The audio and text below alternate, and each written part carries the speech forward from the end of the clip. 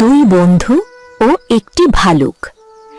এক গ্রামে দুই বন্ধু বাস করত। তারা ছিল ছোটবেলার বন্ধু।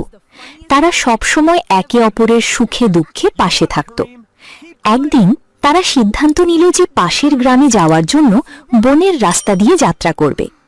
পথটি ছিল বেশ দুর্গম এবং ঘন জঙ্গলে ঘেরা।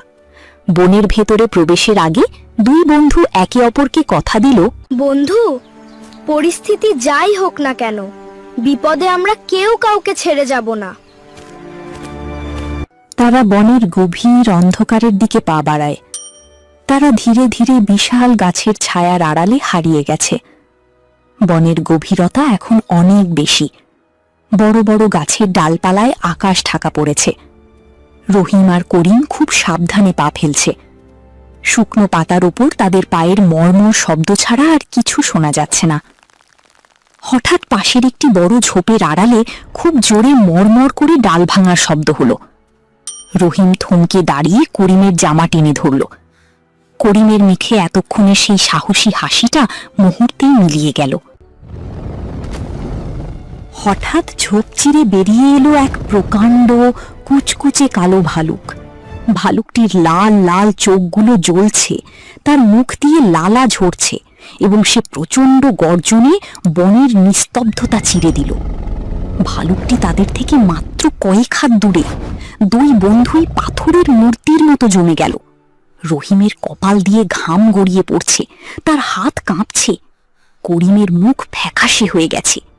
তারা একে অপরের দিকে তাকানোর শক্তিও হারিয়ে ফেলেছে। ভালুকটি যখন আরও এক পা এগিয়ে এলো, করিমের ধৈর্যের বাঁধ ভেঙে গেল।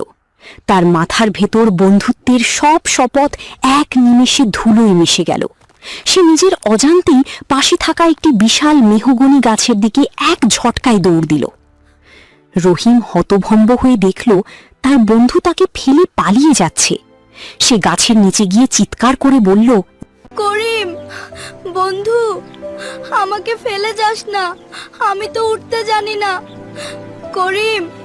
রহিমের চোখে মুখে অবিশ্বাসের ছাপ। করিম রহিমের কোনো কথাই কানে নিল না।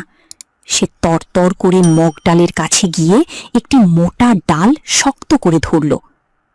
উপর থেকে সে নিচের দিকে তাকালো। নিচে তার পরম বন্ধু জমের মুখে দাঁড়িয়ে আছে, আর সে উপরের নিরাপদ আশ্রয়ে বসে কাঁপছে। বিপদ যখন শিওরে আসে তখন মুখোশ খুলে যায় অনেকেরই। করিম তার বন্ধুত্বের সব প্রতিশ্রুতি ভুলে গেল এক নিমেষে। যে হাতের ওপর রহিম ভরসা করেছিল, সেই হাত আজ কেবল নিজেকে বাঁচাতে ব্যস্ত। রহিমের সামনে এখন কেবল অন্ধকার আর নিশ্চিত মৃত্যু। বিপদ খুব কাছে দেখে রহিম দ্বিতীয় বন্ধুটি তার বুদ্ধি কাজে লাগালো। সে তার দাদুর কাছে শুনেছিল যে ভালুক মৃত প্রাণীকে খায় না।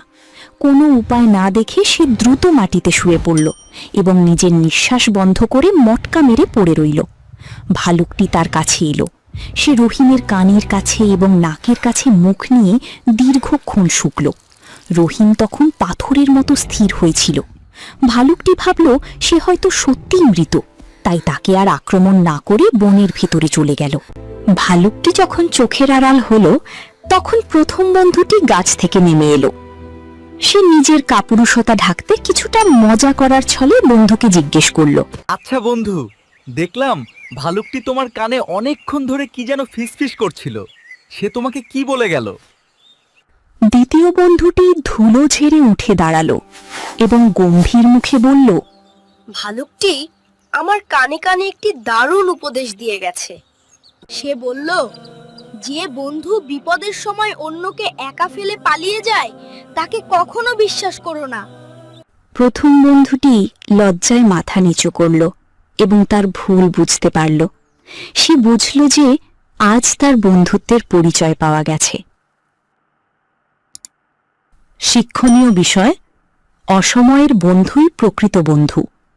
বিপদের সময় যে পাশে থাকে সেই আসল বন্ধু।